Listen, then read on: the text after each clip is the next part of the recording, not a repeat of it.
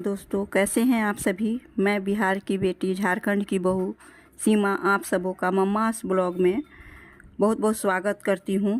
दोस्तों, मैं आज लेकर आई हूं शरद पूर्णिमा के बारे में विशेष जानकारियां और विशेष कथा। तो आइए जानते हैं। हर साल आश्विन मास के शुक्ल पक्ष में शरद पूर्णिमा का त्यौहार मनाया जाता है। इस दिन भगवान विष्णु व माता लक्ष्मी की पूजा का विधान है। शरद पूर्णिमा की रात बहुत ही खास मानी जाती है। मान्यता है कि इस दिन चंद्रमा अपनी 16 कलाओं से परिपूर्ण होता है। ज्योतिष शास्त्र के अनुसार शरद पूर्णिमा व्रत करने से हमेशा सुख संपदा बनी रहती है और इस दिन कोजागरी पूजा भी की जाती है। शरद पूर्णिमा 2024 कब होगा, शरद पूर्णिमा का स्नान और दान कब करना चाहिए, सभी बातें आप लोगों के साथ शेयर कर रही हूँ। लक्ष्मी पूजन का समय भी शेयर कर रही हूँ। वैदिक पंचांग के अनुसार आश्विन मास की शुक्ल पक्ष की पूर्णिमा तिथि 16 अक्टूबर रात्रि 8:40 पर शुरू होगी और इसी तिथि का समापन 17 अक्टूबर को शाम को 4:55 पर हो जाएगा। शरद पूर्णिमा के दिन भगवान विष्णु के साथ साथ चंद्रदेव की भी उपासना की जाती है। इसलिए इस वर्ष शरद पूर्णिमा का व्रत 16 अक्टूबर 2024 बुधवार के दिन ही किया जाएगा और इसी दिन कोजागरी पूजा भी की जाएगी। शरद पूर्णिमा को हमारे जीवन में बहुत ही ज़्यादा महत्व है। कहा जाता है कि शरद पूर्णिमा के दिन कुछ बातें अवश्य ही करनी चाहिए, जिसमें पहला है शरद पूर्णिमा के दिन चांद की रोशनी में खीर को रखा जाता है। मान्यता है कि चांद की किरणों से खीर में अमृत खुल जाता है। चांदनी रात में खीर रखने से सेहत को लाभ होता है। शरद पूर्णिमा के दिन हनुमान जी के सामने चौमुखा दीपक जलाना चाहिए। मान्यता का ऐसा करने से बजरंग बली प्रसन्न होते हैं। शरद पूर्णिमा के दिन माँ लक्ष्मी का पूजन करना चाहिए। कहा जाता है कि ऐसा करने से जीवन में सुख संपदा का आगमन होता है। इस दिन माँ लक्ष्मी और भगवान विष्णु के मंत्रों का जाप करना चाहिए। शरद पूर्णिमा के दिन गरीब या ज़रूरतमंदों को दान करना चाहिए। और कुछ बातों जो हैं जिसको निषेध माना जाता है। तो सबसे पहला है, शरद पूर्णिमा के दिन में नकारात्मक विचारों को नहीं लाना चाहिए। इस दिन वाद विवाद से बचना चाहिए।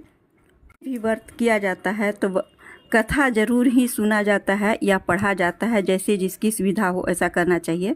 तो शरद पूर्णिमा की एक कथा बहुत ही प्रचलित है जो सभी कोई सुनता है। तो एक साहूकार था जिसकी 2 सुंदर सुशील कन्याएं थीं। दोनों बहनों में से एक धार्मिक रीति रिवाजों में बहुत आगे थी और एक का इन सब में मन नहीं लगता था। बड़ी बहन सभी रीति रिवाज मन लगाकर करती थी, पर छोटी आनाकानी करके करती थी, लेकिन आनाकानी करके करती थी। देखते ही देखते दोनों बहनें बड़ी हो गईं और दोनों का विवाह हो गया।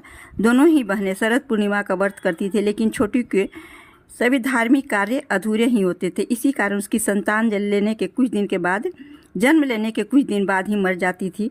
दुखी होकर उसने एक महात्मा से इसका कारण पूछा। महात्मा ने उसे बताया, तुम्हारा मन पूजा पाठ में नहीं लगता है, इसलिए तुम शरद पूर्णिमा का व्रत पूरे विधि विधान के साथ करो। महात्मा की बात सुनकर छोटी बहन ने पूर्णिमा का व्रत विधि विधान के साथ किया, फिर भी उसका पुत्र जीवित नहीं बचा। उसने अपनी मरी हुई संतान को एक चौकी पर लेटा दिया और अपनी बहन को घर में बुला अनदेखा कर बहन को उस चौकी पर ही बैठने को कहा। चौकी पर उसका मृत बच्चा लेटा हुआ था, उसी पर उसने अपनी बड़ी बहन को बैठने के लिए कहा।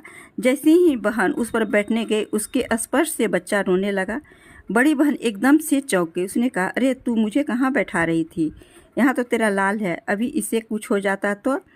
तब छोटी बहन ने कहा कि मेरा पुत्र तो मर गया था, पर तुम्हारे पुण्य के कारण तुम्हारे स्पर्श मात्र से उसके प्राण वापस आ गए।